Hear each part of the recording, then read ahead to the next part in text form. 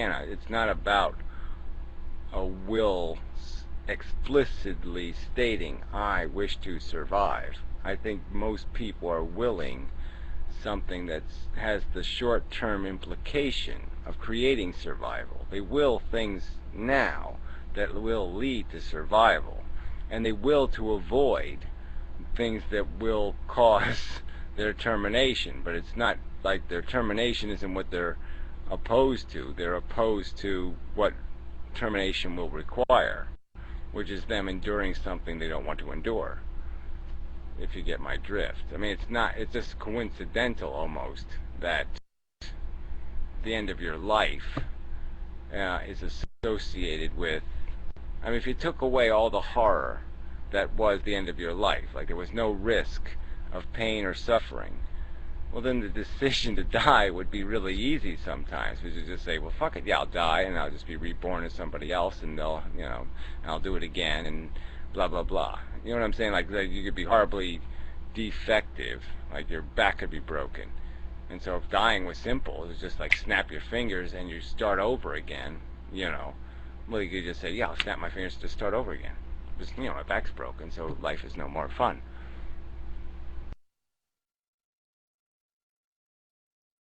And I know that this will to live thing is like a fundamental concept in Schopenhauer's philosophy, but I liked how Nietzsche argued it. Even if I don't agree with Nietzsche, I think he put it wrongly with the will to power. You know, I mean, for example, you have all those animals, you know, being territorial and having fights with each other, and, you know, neglecting the will to live, so they have more power, you know, to gain territory, to gain females. But I think it's the will to reproduce. I think this is basically what it reduces to.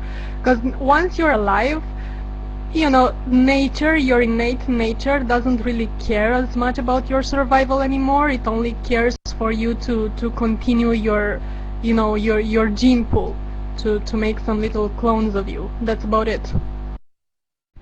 Yeah, well, I mean, it's got to keep you alive to do that, though. I mean, it's obviously got to keep you alive and healthy and strong and a lot of other things for you to be successful in doing that. But that's my point, though, is that all the will is built into these mechanisms that will lead to that end.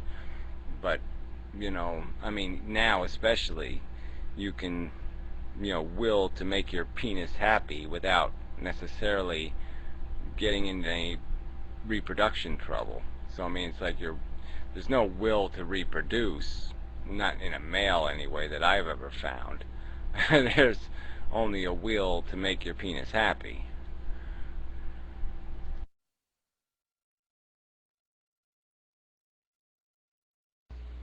Tell you the truth, I'm just at Schopenhauer. I'm trying to figure out what this will thing is. I know Nietzsche was a big Schopenhauer fan. I haven't got to Nietzsche yet in my exploratory journey yet. Yeah, well, will is a tricky word, just because, like I said, we see what our brain throws in front of us. I mean, I'm going to speak a sentence now, and I'm not really sure what I'm going to say. I mean, I don't get to pre-sort it and say, this is what I will to say, and this is what I want. You know what I mean? I have a vague notion of what I want to say, but it's not going to be me who constructs it. My brain's going to construct it. I guess I'm just arguing that, you know, it was intuitive to say the will is like inside of something, a thing. Like a will is a one thing. And I guess what I'm arguing is that's the intuitive perception, that the will is a one thing. But I'm saying is that there's more than one train running in our brain. You know, there's the train the train of what ends up being your thought can just shift, because there's these different trains running, and there's a train that's just obsessed with, yeah, what do I want as a love life, or as a, you know, what does my ego want? And then there's a train that's, you know, I'm hungry, or there's another train that says I want to be a good person, and there's another train saying, you know what I'm saying? So it's like the will is just like our whole brain. It's just reflexes, and wills are just programs, and it just happens to be what program wins an internal battle that goes on inside of your head that decides which will wins. You know, what am I going to be today? Am I going to be a cigarette smoker today, or am I going to be somebody who's quitting cigarettes? and that battle will take place in my subconscious, and I'm just gonna know the end result. I'm not gonna have a part in it. Okay? And what I define as me is just gonna be whoever wins. Whatever wins the battle of the wills, I'll call that my will, but it didn't really have anything to do with me. It was a choice made inside a brain, that has its own mechanism for choosing. But I don't get to do the choosing. No, I wouldn't really recommend to anybody just, reading Schopenhauer and, that's it, because I think he was very simplistic. I mean, I don't want to diss on him, and I do agree with that, whole desire is futile part of his philosophy, but at the same time, he really simplifies things to an extent that is unhealthy to think like that, just because there is no practicality in it. For instance, this whole will thing, he was basically, when he came up with this will to live thing, he was basically criticizing Hegel, who was a proponent of this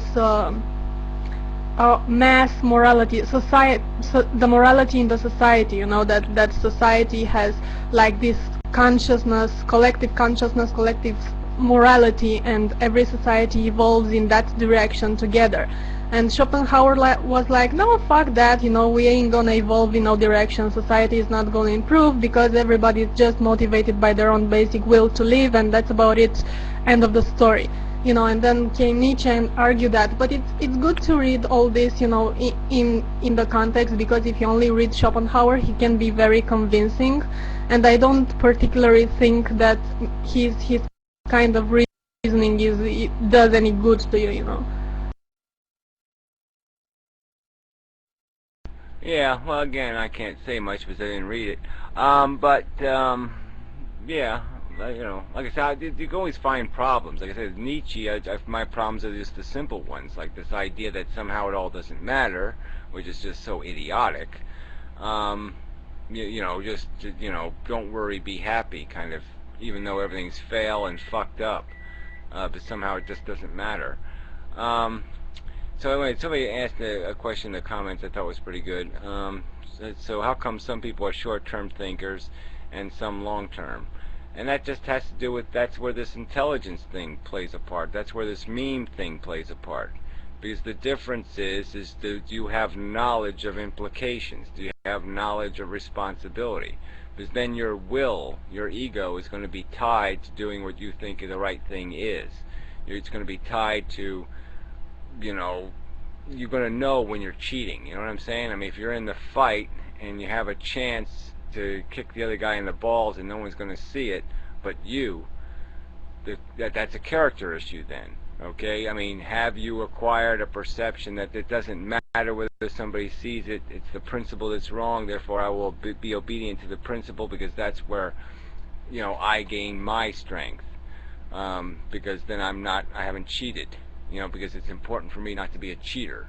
It's all these kind of how we play these word games in the end, but that's where this intelligence thing comes in, is just understanding the principles and the dynamics and the real values.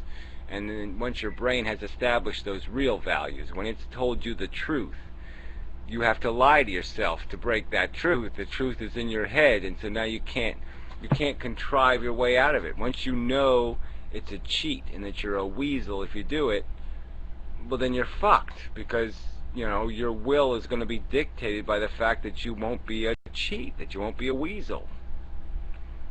I mean, so knowledge is power, but it's also crippling in terms of it's going to limit your choices. It's going to own your will, just like desire can own your will, intelligence can own your will.